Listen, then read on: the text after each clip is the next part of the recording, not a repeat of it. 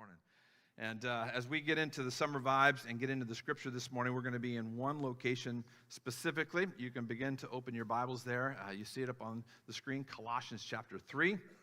And we're going to be in this passage here in just a moment. But to kind of get into the vibe of this summer, because yes, Luke was right, summer started yesterday on the calendar, even though in Oregon we can't feel that.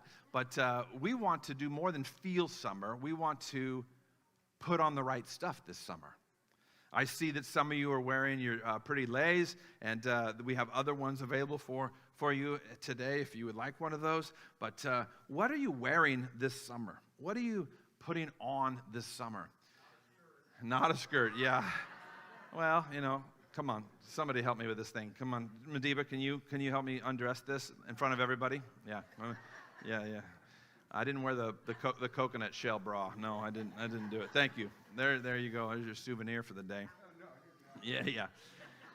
Summer vibes. How many are kind of excited about the summer vibe and the sun coming out and the different trips and things that are going to be taking place this June, July, and August? Of course, Gateway's got a lot of fun stuff. You can check it all out on the website, but we're thrilled that you're here today, and so we want to continue to encourage you and now pivot into equipping you with some scripture so that when we walk out of here in just a few moments, you'll be more than just teased and have a giggle left over from this, but you'll have something that can hold on to your heart, and Jesus can help you through this next week, because we know that there's a lot of stuff that's going on, and we need him immensely, incredibly. So we're going to get into it today. I'm going to read today from Colossians chapter 3, and we're going to be in just a few different verses. And if you're a part of the Bible plan that we read here at Gateway, it was earlier this week that actually, I was Tuesday with the men's Bible study, and we locked in on Colossians chapter 3. And of the big group that we had together meeting and reading and then sharing, I think the majority of all the guys locked in and selected chapter 3 of Colossians. And so it's just kind of resonating. It still has this ripple effect. And so today my title is Dress the Part, because you gotta wear the right stuff for the right moment, for the right venue, for the right thing. And I'm not talking about wearing leis or aloha wear. I'm talking about wearing the character of Christ in our lives every day this summer, because you need it, your families need it, your kids need it, your parents need it, your world needs it, your jobs need it. What the world needs now is not summer vibes. What the world needs now is the character of Christ being lived in and through you and me. And so we want to talk about that a little bit today as we read Colossians chapter 3. Now, this morning I'm going to read it to you in a little bit of a different version. So we have it up on the screen for you today to kind of check this out. This is kind of what I would call street scripture. This is kind of the vibe that's a little different than KJV or NIV or NLT or NASB or whatever translations or versions you're familiar with. This is a little bit different. So let's take a look at Colossians chapter 3. Here we go. This is our text for today. So, chosen by God for this new life of love, dress in the wardrobe God picked out for you. Do you know that there is an outfit, there is a attire, there is a fashion, there is something that we are to be wearing on a regular daily basis? And God has picked this out for you. How many struggled this morning, just be honest, how many struggled this morning with, what am I going to wear to church? Now, some people are stressed out about that. What am I going to wear? Some people get really into that, and some people are like, I don't really care. But I want to encourage us today that we are supposed to, we get to wear certain things, and they're picked out by God. Now, let's get into those, and this is going to serve as a little bit of our foundation or our launch pad for this summer, because there's certain things that we want to put on. Compassion, kindness, humility, quiet strength, discipline. How many are hating this list right now? Be even-tempered, content with second place. I went too far there, didn't I? I didn't go there. The Apostle Paul went there in Colossians chapter 3 when he wrote to the church in Colossae, and he says, be quick to forgive an offense. Do you think that of these things so far, your summer vibes, your summer situations would improve if we applied these particular Christ-like characters? Yes, preach, little as preach. And if this is not enough, the Apostle Paul continues, and he drills down, and he gets even a little bit more aggressive. And this is what I want us to be able to see today, this next one. Forgive as quickly and completely as the Master forgave you. And regardless of what else you put on, wear love. For love is your basic, all-purpose garment. Never be without it. You could put on a lot of stuff, but if you forget to put love on, I kind of would say that love is the Christian version or the Christian garment of underwear. You've got to wear your undies every day. If you don't, you might look fine on the outside, but you're not supported on the inside. You've got to wear love on a daily basis. I went too far there. I didn't plan on that, but I'm trying to get the point across that we've got to wear the right stuff. Just nudge your neighbor and say, I'm sorry you said that. But Paul said, never be without it.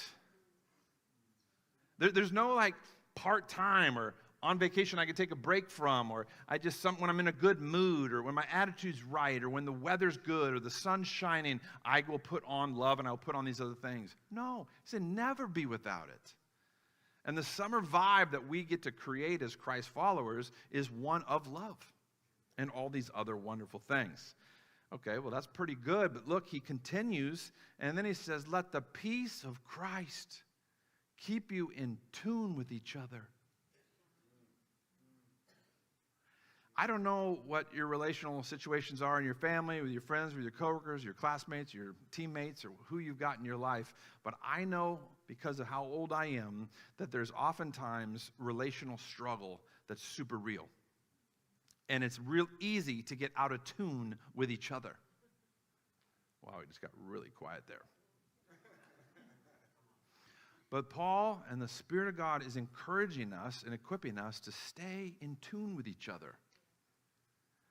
Let's just practice this for just a second, okay? So, we had that song that we just had come on, Can't Stop That Feeling. Many of you know it. So I'm just going to lead us in this, and so let's just see how we do, all right? So we're just going to, can't stop the feeling, all right? That's the line, all right? So on count of 3, and then you're going to go like Justin Timberlake, all right? 1, 2, 3. Not bad. Way to go, Gateway. This side, just this side, can't stop the feeling, Justin Timberlake style on the count of 3. 1, 2, 3.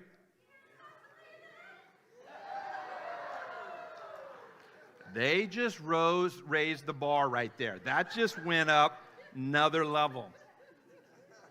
I'm going to give you a shot, and we're going to give you guys a shot. In fact, let's just start over here with, on the count of 3, can't stop the feeling, Justin Timberlake style. Here we go. 1, 2, 3.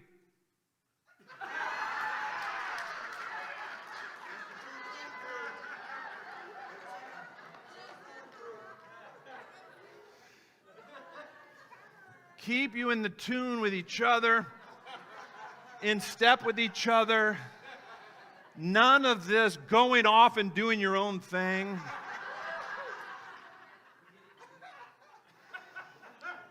It's all right. Let's go this side right here. This section, I have high hopes. We got altos and sopranos. I got some deep bass. We got it all going on right here. On the count of 3, it'll be Can't Stop the Feeling, Justin Timberlake style. 1, 2, 3.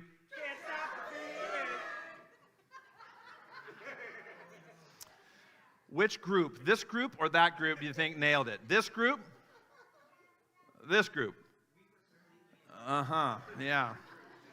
This group is our I don't care, I don't give a rip group right over here. Can't stop the feeling. That was nice how you guys went up that next measure. That was really, really pretty. But isn't it true that we could live in peace, the peace of Christ, and we can keep in tune with each other, which is not about singing in tune with each other. It's about a harmony of spirit. It's about a harmony of community. It's about a harmony of faith. It's about a harmony of being quick to forgive. It's about a harmony of compassion and kindness and gentleness, discipline, and taking second place. These things make a harmonious group of people. And can you just imagine in this world when rockets are flying and things are at not peace and great unrest, that if the church globally, worldwide, was at peace and was in tune with each other, how we would begin to win the world and begin to see a fearless, faith-filled group of people see many come to know him. So there's great ramifications with this. And then if that's not enough, then Paul does the and cultivate. Cultivate what? Paul, it's enough already. You want us to be in tune. You want us to forgive quickly. You want us to take second place. And now you're going to say that we should cultivate thankfulness. I appreciate the team this morning with gratitude. Not that I'm grateful for them, but I am. But I mean the song Gratitude that we sang. And then do you see what happened? We came out of gratitude, and then we did that whole hallelujah thing, and then we came back, and it was like, oh my gosh, what's happening right now? That we would have a spirit of great thankfulness. And this needs to be practiced, friends, on more than just Sundays. Or on happy days and happy moments when we get to acknowledge and honor people that are beloved. It comes more than on birthdays. It comes more than on baby showers and wedding days. That we would be thankful people all the time. So I'm going to let you practice it. In just a moment, you're going to turn to somebody next to you. It could be the most wonderful moment or the most awkward moment of the whole day, especially if you don't know the person next to you. But I just want to give you just 10 seconds to just say something you're thankful for. And here's how easy it is. Like the sun came back out. I'm thankful. Greg took off the grass skirt. I'm thankful. I'm thankful for Mike and Sherry Brown. I'm thankful for a faith community that I can feel good in. I'm thankful for the kids ministry and our kids getting to know Jesus at an early age. I'm thankful for those that just graduated. I'm thankful for, okay, is that enough? All right, turn to somebody and just tell them right now how you're thankful, what you're thankful for this morning.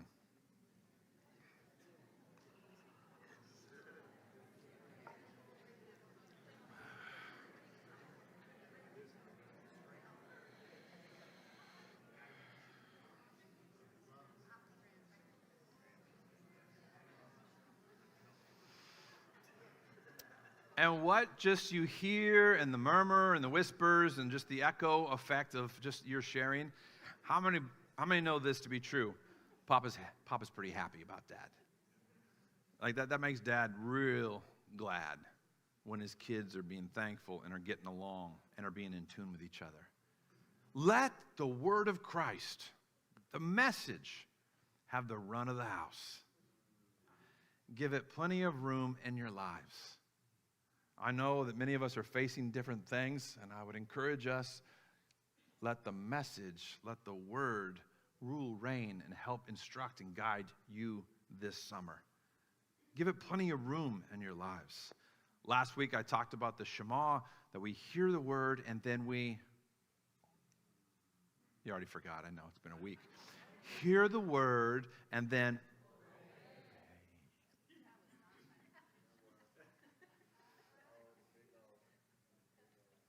instruct and direct one another using good common sense. You kind of wonder if Paul has some little humorous vibe going on here. Like maybe the church in Colossae was struggling a little bit. And could we use some common sense, friends? Could we just use a little bit more common sense?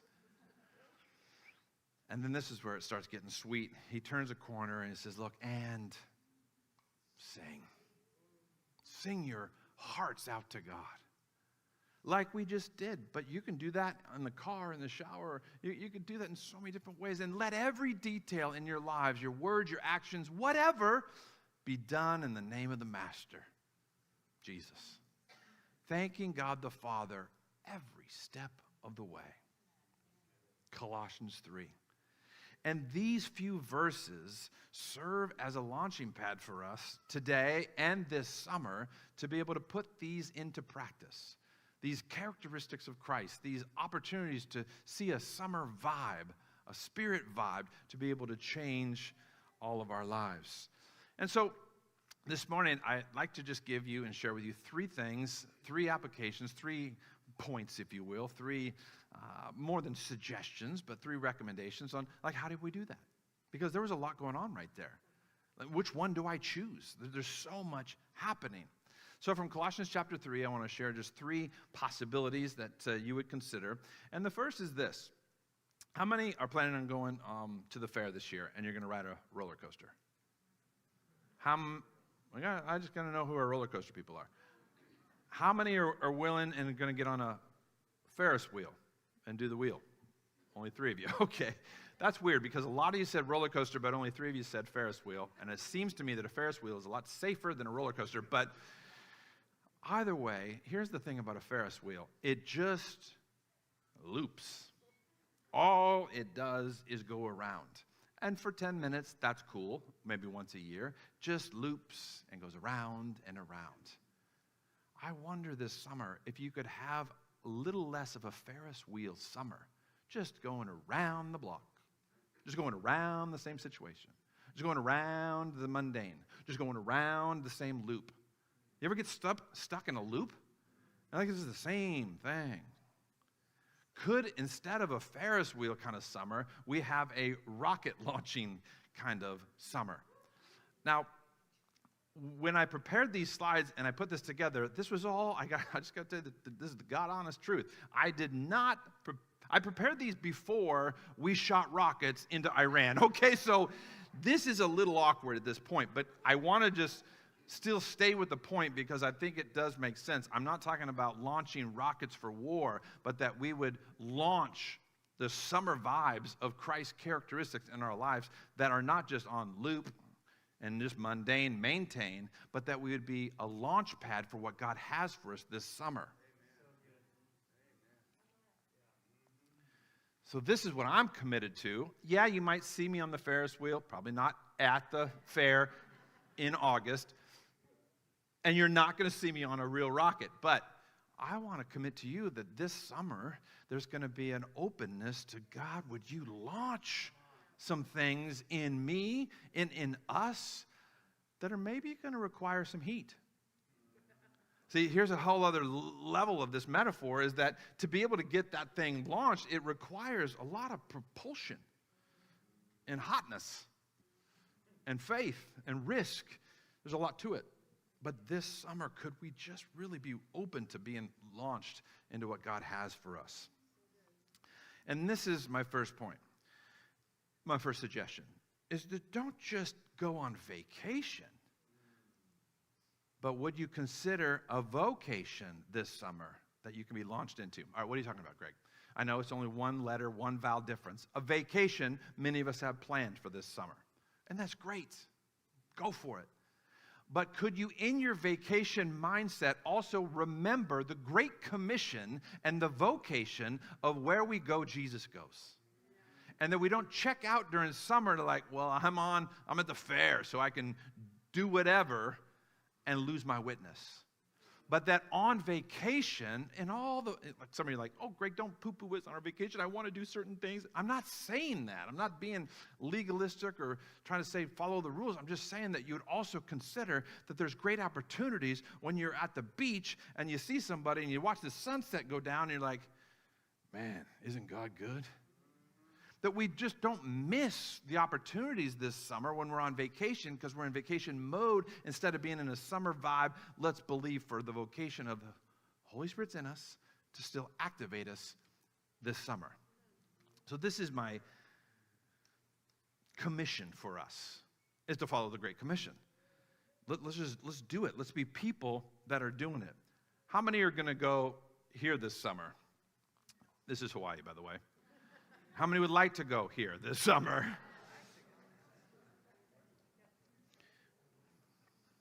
And some of you see that and you're like, there is no vocation that I possibly could do when I'm on that vacation. And that's okay because there's room for rest.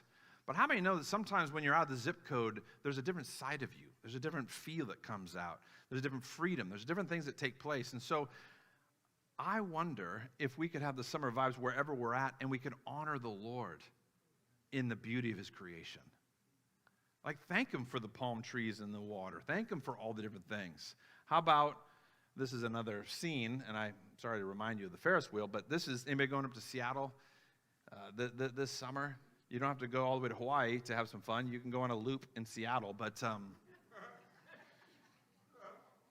there's just so many things that the Great Northwest shows off really, really well, and there's vacation possibilities. Then I found this one. I want to go there. I don't even know where it is. It looks like the Philippines or something. I don't know, but it looks amazing. Anybody going here this summer? That's too deep. It's too steep. That's the Grand Canyon. This is top 5 vacation spot for Americans traveling in the U.S., a place to go. And when we go to these spots, here's the thing that I want to encourage us. Let your jaw drop at God's wonder. Let your jaw drop with, wow, God, you're big. You're good. You are amazing. Like, how is some of this stuff even done and created? This is one of my favorite places because 38 years ago I met my wife here, but this is the log we were on when I met her. And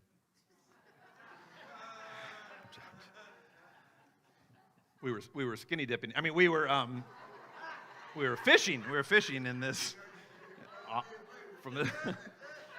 But like Yosemite, that's a fun place to go, and you just let your jaw drop with how good, how big, how awesome, how great God is. I hate to say this, but I'm kind of like giving you permission to be happy this summer.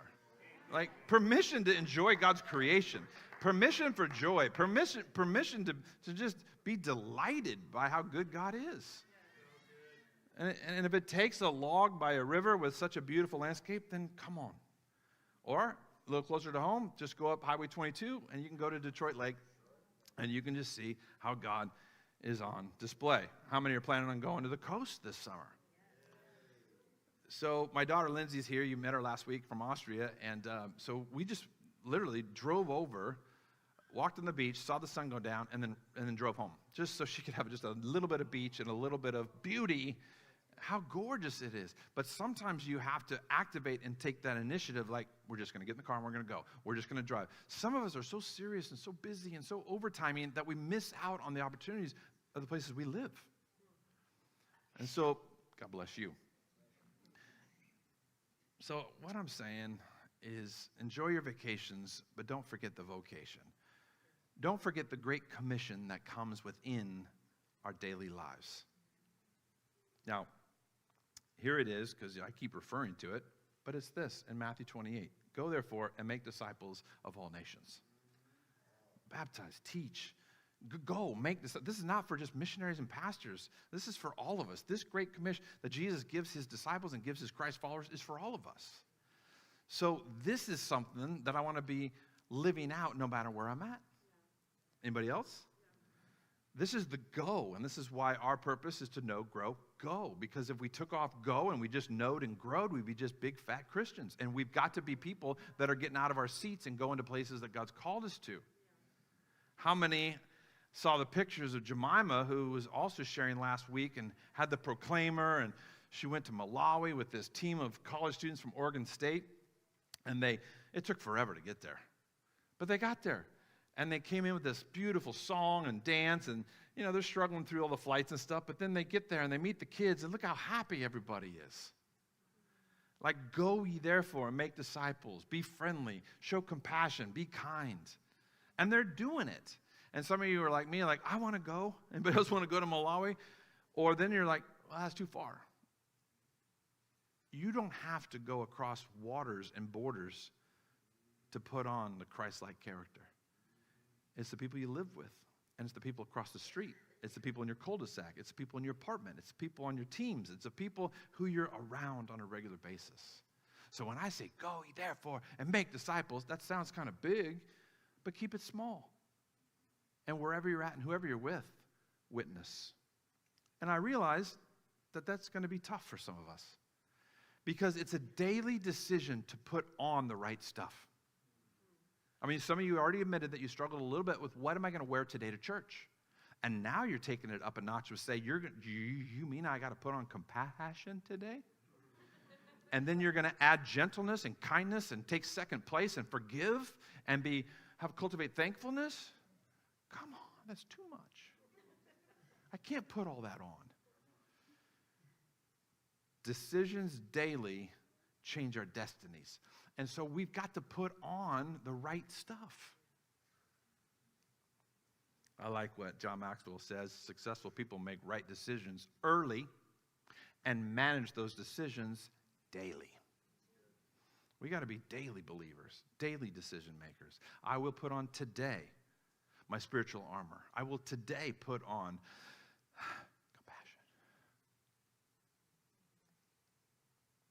Because remember, Paul says in Colossians, to dress in the wardrobe that God's picked out for you. He's like helping you with what to wear. I mean, you can go to the closet, you can go to the hanger, and he's already got it all set up for you. And none of them are a bad choice. And you're going to look at these and you're going to say, these are all very poor choices, fashion-wise. But what if we put on compassion tomorrow? What if we put on some gentleness on Tuesday? What if literally, like, when we're getting dressed, when we're shaving, when we're brushing our teeth, when we're getting ready for the day, that we make an early decision to say, I want to put on the right stuff. Today's feeling a little bit kind of more of like a pink flower kind of day. Like, I'm going to put second place on. We get to put on not the clothes and not the aloha gear, but we get to put on these things that Colossians talks about in chapter 3, to dress in the wardrobe that God's picked out for you. I want to tell you a story about going to this place. This is a beautiful basilica church in Vienna, Austria. And we got to go on the outside, but we also got to go on the inside. And on the inside are these wooden pews from like the 1400s. They're horrible. Beautiful, horrible. We went to a Mozart concert, classical concert, with an ensemble of 4, with the violin and the viola and the cello. And I mean, the music was outstanding. But I thought, before we go, I should check the tickets and see if there's something I'm supposed to wear into this particular place, because it looks kind of nice. And I happened to notice on the ticket, it says a particular dress attire that you're supposed to wear. And I was like, oh no, I didn't pack for any of that. But it's really not a no, because you're in Vienna, and so it gave me an excuse to go shopping.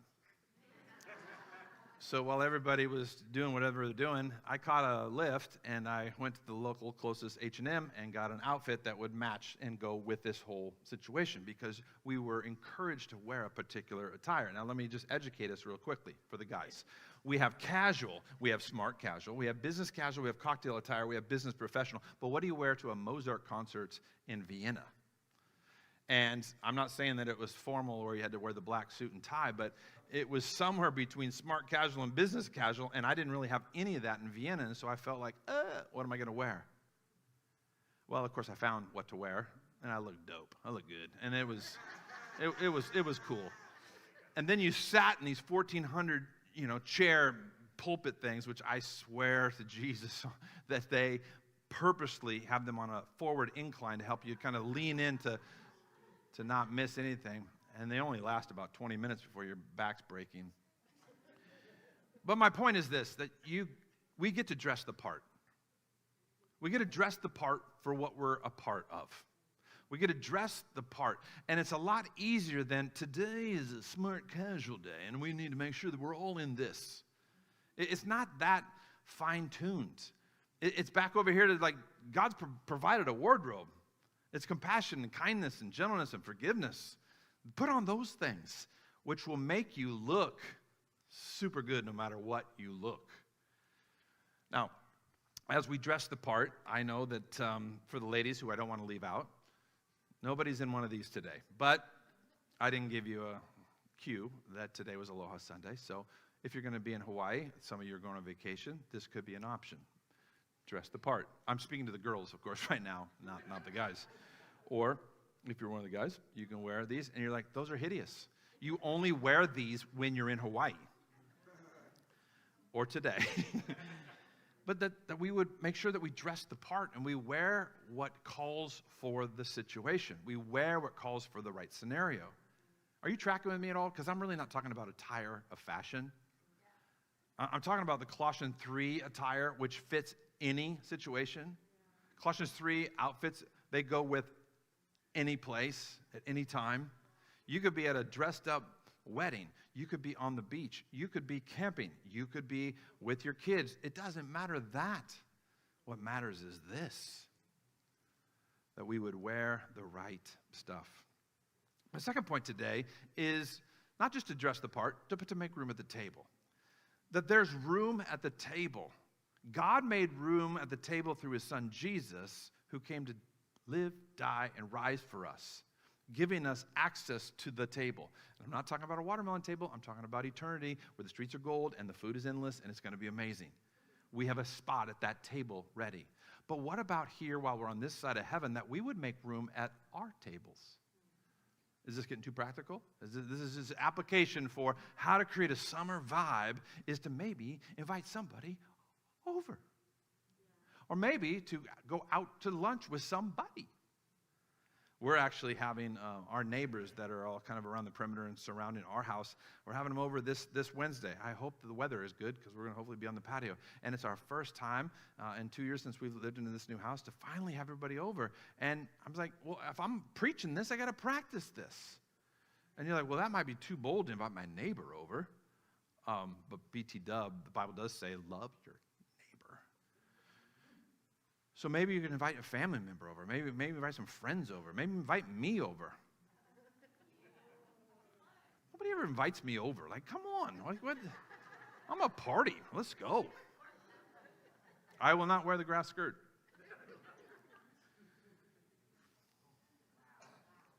Well, I don't have room. I don't have room at my house. I don't have room at my table. I don't have room. I don't have room. When you see that the real room is putting on these things to say, I'm going to wear compassion and kindness and gentleness, and I'm going to make my table available, and I'm going to be wearing those things, which then makes it very inviting for people to want to be at your table. Especially when around the table is not just chitter chatter, whatever, but it's the things that Paul's talking about here in Colossians chapter 3, that we would be in harmony with each other, that we'd forgive each other, that we'd love each other. And I'm saying this not just out of the side of my mouth, because I realize I got some table time that needs to happen with some particular people that it's going to be tough. And I'm not really looking forward to it. But I'm committing now, because I'm standing out in front of everybody, public, that this is the summer vibe I got to create. This is the summer vibe I get to create. There's room at the table. Make room at your tables. And if you don't really have a table that big, like nobody does, then just, I don't know, let's go to Chick-fil-A today, all right? Let's, everybody, after service, let's run over to Chick-fil-A and see that it's closed, and then we'll go to Killer Burger. My point is that there's places that you're going to go, and they're closed, and you're like, panic, and then you like, everything shuts everything down. The weather's not right. The food's not right. Let me tell you something. It's better to be with the people than what you're preparing for the people. Some of you are pretty skilled in your barbecuingness and your master brisketing and all the things that you get to do, and those are great. And I would appreciate those when you invite me over. I'd like those. Those would be good. But the point is not so much about the brisket and what's served at the table as much as who is around the table. And I'm telling you, if we can get more people around our tables to be able to share the love of Jesus and share witness and share life and share story and share community, it's a beautiful thing. It really is. And I'm going to hit you between the eyes on this one. The thing about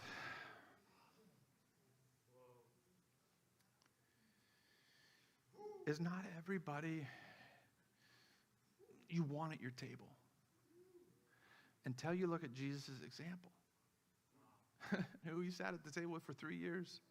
Like not a one-off, just, hey, Judas, let's have communion one time and whatever, and it's over. No, Judas was at his table with the other bros and sisters on a regular basis. So this turns up the heat, because we'll really, truly understand Colossians chapter 3 and what it means and what Jesus tried to model for us if we can just learn to sit at the table. You can't see it, so I'm going to read it to you. It says, you will understand better the love of Jesus when you learn to sit at the table with your Judas. You guys know Judas? The one who kissed Jesus and betrayed him? We've got to be willing to sit at the table with our enemies. Sit at the table with the ungodly. Sit at the tables with those that are not like us. Sit at the tables. And I know that's a stretch because I just have some people over and you're like, well, yeah, I'll have my dad over. Or yeah, I'll have my friend over. Or yeah, I'll have my best buddy over. That's good. Or maybe that's a stretch. And now I just went way too far to say, maybe you have someone come over that you don't even really like right now. And if you're not at that spot, that's okay. But the summer vibe of putting on compassion and kindness in second place will help us get to that spot where we can have whoever at the table. And it could be redeemed. So here it is. We're going to bring it on home. Here's a call to action. Here's just 3 things I'll just present to you, and then let's get out of here. I think the sun's out. And there's watermelon in the cafe. This first one's a little tough. So I'm going to get the hard one out of the way, and then we're going to make it a little easier. Who do you need to forgive this summer?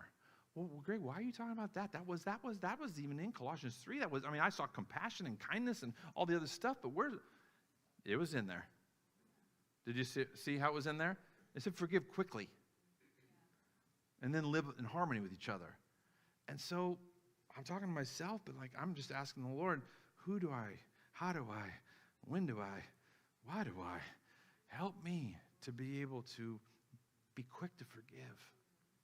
And hold so less on to offenses, which then just create fences. And then all of a sudden, you're just lost in now I don't have any relationship, and I fall into the background, and I just start losing my spot, and things start falling. But friends, in the shadows and in the darkness, and in the isolation, and the doing what you think you should do all on your own is danger zone. Because it's in the dark places, it's in the shadow places, it's when no one's looking and no one knows you, and you don't have accountability or friendship or connection, that you can do a lot of things that are not pure, not good, not holy, not right. And so we got to come back out into the light of, will you forgive me? Let's just practice it so it makes it a little easier. Let's role play. This is how really easy it is, but it's not easy. It's like, hey, Chad, I'm going to mess up. So can I just prevent that and just say, will you forgive me in advance for the stupid things I'm going to do? Can I get just a prelude forgiveness? Can I get a pre-forgiveness on just the stupidity that I'm going to do? Pass. You could try that, or you could just be real with if there's really something like, Stace, will you forgive me? And then you've got to go ... into the fill in the blank. Now, she knows what that means with us, but it means and requires us to be confessing it out loud to where we are able to say it. 1 John 1:9 says, if we confess, he's faithful and just to forgive us of all unrighteousness. He's good that way, so maybe we confess with him first. God, please, forgive me for the way. Forgive me for the thing. Forgive me for the And watch how he cleans that up. And then you do that with people, and you do it in a very specific way. Because at least, not everybody knows. What are you asking for forgiveness for? And please don't do the, hey, Stace, I'm sorry. Well, no, that sounded okay. No. Christians go the next level with not sorriness, but real repentance and confession of, please forgive me. I was wrong, and I'm taking ownership for this. I want to be responsible for this and how it impacted that, and I want to say, let's work together on how to do that better. I'm choosing today to forgive. Help me. Will you help me? Sorry, we just had a moment there. Does that count? Can that count for the next, just for the summer? But it's true that public confession, and there's this repentance that should come out of our lives on a more regular basis. It doesn't have to be on a platform with lights. It can be with each other in a moment. And that we would be quick to do that. Because the freedom that's on the other side of this is a picnic. But without this, you're going to struggle to have that. Just nod your head. Yeah. Tracking. With you. Tracking.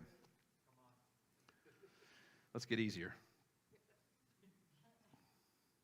Who can you invite?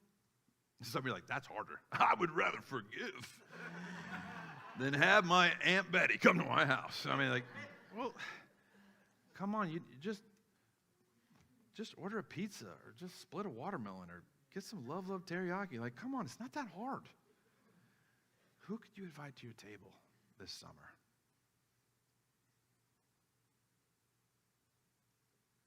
Who can you invite back to your table this summer? One last one. Finish just with this. I mean, Colossians 3, Jeremy put it up on the screen. You see that there's about 7, 8 things that you have a choice. And sometimes when you have so many choices, you're like, I don't know what to wear. So I want to give you permission with Colossians chapter 3. Don't wear those. No, I'm not saying those. I'm saying Colossians chapter 3, verse 12, when it says, put on compassion, kindness, and gentleness. Like, just put something on. And don't forget your undies. The basic garment, the one main thing that you got to wear is love. So go to the closet tomorrow and just say, here I am, God. What do you want me to wear today? What is it that I need to wear today? And to help maybe remind you of this is perhaps you get Colossians chapter 3 and you stick it to your mirror. And so when you're doing your pearls and you're getting them all cleaned up, you're also getting your readiness ready for, all right, today's going to be a humility day. Nope, I'm not doing humility. Today's going to be even-tempered. Nope, I'm not going to do even-tempered. Just pick one. Pick one and then live into that. Pick one and try to just step into that. What will that look like? What will that change in your life? Well, let's leave room for miracles. Because I go back to the first 3 words, so chosen by. You are chosen by God. This is not reserved for a certain group, but it's reserved for a certain group. And we're in that group. We are in this group we are the chosen ones. We're called by God to be able to put on these kinds of things. So it's not a suggestion or a recommendation or an optional kind of thing. I'm saying you've got to figure out how to put on the right stuff. Dress the part. Make room at the table. We can do it. We can do it. Will you stand to your feet this morning?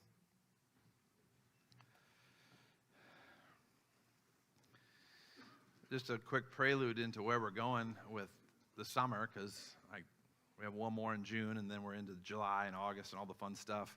Summer vibes will continue, and we'll continue to pull and extract from Colossians chapter 3, but we're also going to be doing a deeper dive into the Psalms. Do you remember when Paul says at the end, sing, shouts to God? Well, the Psalms are loaded with wonderful things, and so we're going to be kind of taking some passages in the Psalms, and we're going to be applying them this summer. So summer vibes in the Psalms. And that's kind of where we're going. So if you're here for the first time, you're like, that was way too happy of a vibe today. I can't be in that place. Well, it'll be less happy next week, but it's gonna have psalms, and there's gonna be hymns, and there's gonna be shouts, and there's gonna be singing, and there's gonna be joy. And there's gonna be a community that just is learning how to be in harmony together. Can't stop the feeling on 3. 1, 2, 3. Have a good week.